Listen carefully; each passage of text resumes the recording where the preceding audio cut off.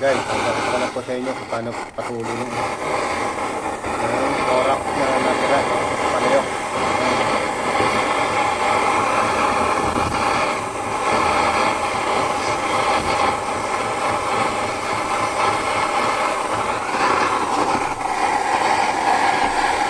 Papakita ko lang po sa inyo para safe pang gamitin ng palayok. Tatanggalin lang natin yung mga lumang borax. Ayan.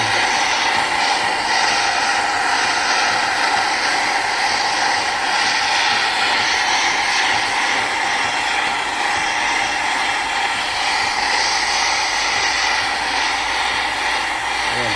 Ayan. Tumutulo na yung mga lumang borax, mga pinaggamitan.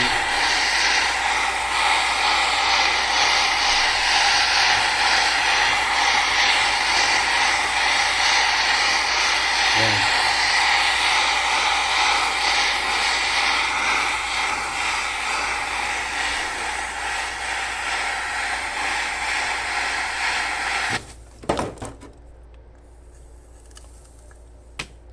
Ayan. Malinis po siya. Pwede po siyang gamitin. Salamat po.